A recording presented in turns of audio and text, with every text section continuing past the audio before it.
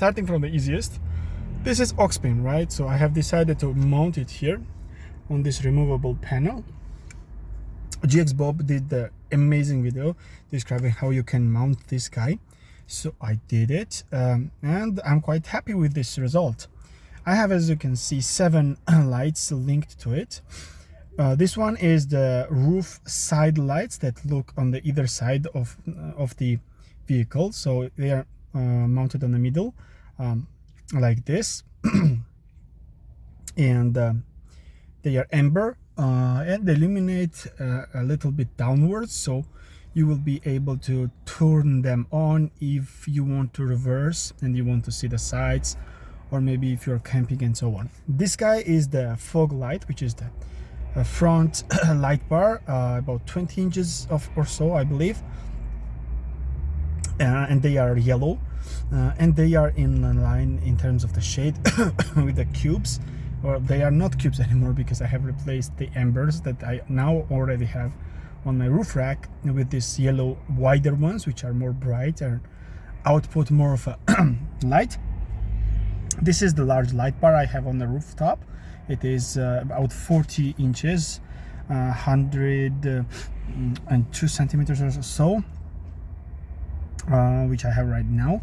I really wish to have it a little wider, like 44 inches for example, but at this point it is quite good enough, and I'm not really planning to change it due to that reason. If it breaks or does something, hopefully, then I will change it to the larger one. Coming from the lower side, this is the backup like thin lights that I have installed. Previously it was installed on my roof rack. I bought it for the primary reason of installing it looking forward, but then I wasn't really satisfied by the luminescency coming out of it. It wasn't bright enough, and it was looking kind of puny as well, so I decided to go with the full scale light bar. This again I already talked about, and this guy is the camera, which I will talk about later. This is grill lights, but instead of grill right now, they illuminate not only grill but my roof, which I can right now show you. You can see the small 3 pods that are installed here, and you can see also the wiring going inside this roof rail. As you can probably also see, the middle one is installed a little forwards, thus is installed in the front row of bolt holes, and the sides are installed on a rear row of bolt holes, which makes them kind of cool looking. They follow the curvature of the RCI roof rack. And 2 of the other pods that came from Temu, it came in 5, so I installed 3 up top there and 2 on each side of the side view mold panel that I got from Bison or something. I will link it in the description, and on this video I will tell you the name as well. This is the name, yeah. And good thing is that the grill lights came from completely different vehicle, completely different supplier, and the roof rack and this pods came from different vehicle, different supplier, but their amber is quite the same. So I'm really happy that their look, their glow matches nicely, and I'm really happy with this one. So why I installed them like that? Well, grill just is cool looking, top is also cool looking, and also provides better visibility. If some vehicle is coming up on a hill, it will definitely see your roof rail lights first before it goes down to the hood. If you do not have your high beams on, or if you do not have your low beams on, and if you are parked on the side of the road, if the grill light is activated here, then my visibility is increased. Basically, that was the whole just an idea of it, to increase the security of the vehicle in terms of being more visible.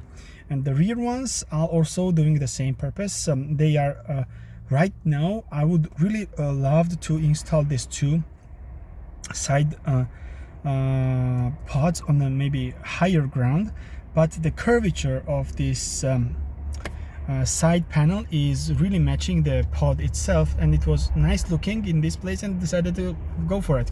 Still, it is the highest kind of visible light, if you do not mention the brake light that illuminates at the top of the trunk. So it is again helping in terms of visibility, if in terms to get spotted by some other vehicles. And it being amber means that it is not really colliding with any kind of regulations. If it was white, for example, you are not really allowed to have white lights facing rearwards unless you are moving rear as well. So that's the good thing, to make sure that do not accidentally turn this guy on if you are not moving forwards. Alright, so you are probably already familiar with this screen that I have installed. Again, came from Temu as well, and I will not talk about this anymore. You can see it right here. I also have talked about that guy. Now unfortunately this sun battery died, really active anymore, so I had to permanently connect it to the USB, which is going down there and connected here in the module of this 12 volt panel. So in that sense, I'm not really having any visible wires if you do not mention this wire that is visible in that spot. Coming to the right, this is the phone mount that I'm using. I have decided to mount my phone here because this was the real estate that wasn't really messing up with anything. Like, I do not have any button here, if we do not include this switch panel button that I'm not really using that often, actually never. I just set it on the green and that's it.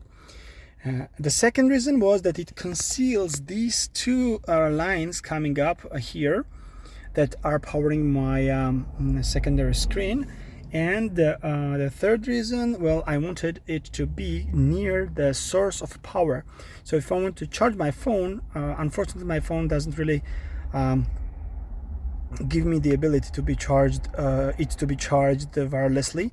It is older phone, so I firstly wanted to purchase some wireless charging station and permanently link it to here, wherever I wanted to, whenever I wanted to charge my phone, I was going to just place it here and do it. If your phone is capable to do wireless charging, you can go with a similar mounting version that has the wireless charging option, and you will be good to go. But now I had to utilize this panel and run the third wire here next to my start button, that is like short enough not to be dangling too much, but whenever I'm using it, and if I'm in the vehicle, mostly I'm using it, I'm connecting it to here. As you can see, it's not messing with anything, so it hasn't been a problem for 3 months already that I have installed it like this. And it is quite a nifty thin wire, and this quick charger, actually it was coming from this guy, which I have again connected to the 12 volt from inside. So the 12 volt this outlet is connected to the splitter. In one of them sides I have connected this phone charger, and in the second one I have connected the lengthy route, which I had gone and connected to this guy. Alright, so now going to the main guy, which is this secondary screen. As you can see, the only thing that I have to do with it is to connect some black panel that will conceal this 3mm tapes that is used to attach the base to this panel. Thankfully, the screen that I purchased, this one, was exactly the width of the what's it called, like air vents, yeah. So it matches the whole like texture or figures and shapes really well. In order to make it more OEM looking, I have decided to attach this sunshade, I believe it's called. It is, as you can see, roughly cut. I have used a heat gun in order to mold it, and it is connected with 3mm tapes. You can see at the edges. And yeah, I'm quite happy with the look and how it looks. One thing I might add is that it would have been better to catch a real actual this guy, but unfortunately they come in many different shapes and sizes, and wasn't really able to catch 11.5 inches of width to be OEM looking in that sense. I will link them as well in the description. So if you purchase this guy, it comes with a base. The base, as you can see on this picture I'm showing, the base is unfortunately lifted by a centimeter or half an inch off the ground. So if you mount it, you will have to, as you can see, you will have to mount it on this leathery panel above here. So basically it will be further there and also up, which means that it can create much bigger distortion of the front view, and it will be an obstacle for your vision by an inch. And it has this very cheap aftermarket look. That's why I ditched the base altogether, fabricated that aluminum panel, which is 5 centimeters in length or width and 3 millimeters in thickness. I have bored a hole through and mounted it to his 3mm tape, and also attached that clothy looking Gorilla tape on top in order to secure it. From the front it looks messy, but I'm not really that concerned about that look. From the inside I'm really happy. I gained a lot of amount of space up there. Now if I'm looking through the hood, it is not concealing any kind of space at all from my driver's position, and also it looks much more OEM this way. It comes with Android Auto. It comes with amazing display response time. The resolution is quite nice as well. And I'm mostly using for the display of the map, which I really like to run as a post Need for Speed player. So I really like running my vehicle with the display showing all the time. Alright, and one more thing, it came with the camera, but that camera was destined to be your rear view camera. But as you know, for me, GX460 already has a rear view camera, so I have utilized it and mounted in the front using this Timmer purchased aluminum plate holder that allows you to mount the lights on. So I have utilized this aluminum plate to mount my fog light bar in front, and also this camera. The camera is the ground is going through this device, but the positive, which was mentioned to be connected to the reverse light for your camera to come on once you are reversing, now comes on if I push this button, because I have connected the positive into 5 amp aux beam panel. So if I push this button, the camera, front view camera, comes on live for me. So amazing stuff. I'm really happy with that front view camera, because I had an issue if I was going over a hill in off-road circumstances. I wasn't really able to see anything like a sky and nothing else in my white hood, right? So when I installed this camera, now it allows me to see the obstacles in front. It has a slight delay. It's not like 100% live. So if I had like, I don't know, like 0.2 milliseconds delay or something like that, but on the lower speeds it is a non-issue completely. It is also quite helpful thing if you are maneuvering in kind of I don't know, areas where there is a chance that there might be an obstacle that somebody might have put after you have parked there, right? One time I can remember that I was in a grocery store purchasing something. I remember that I had to purchase some stuff from the warehouse, and they had this warehouse door blocked with a wooden pallet in order to prevent it from closing. I saw the wooden pallet once I parked the vehicle, but then I had to put everything in my trunk, and after like 15 minutes I forgot about it, and when I drove off I went over this wooden pallet. Thankfully my truck is a truck, so I didn't damage the bumper, but that was the epiphany that I had, that it can be a situation that your parking sensor for some reason doesn't catches very low height having things. Maybe a cat might be sleeping there, or a child might be laying there, or a dog might be laying there, right? So I want a 100% guarantee and visual confirmation that there is nothing in front of me. So that's why in the low speeds, when I'm going off from some spot, parking spot, a public parking spot, or even parking spot on my living complex, I really like to push that button and display the camera to see what is in front of me, in order to have this 100% guarantee that I won't kill or damage anything. So yeah, that was it. And one more thing, and this guy is also a dash cam, which I failed to mention.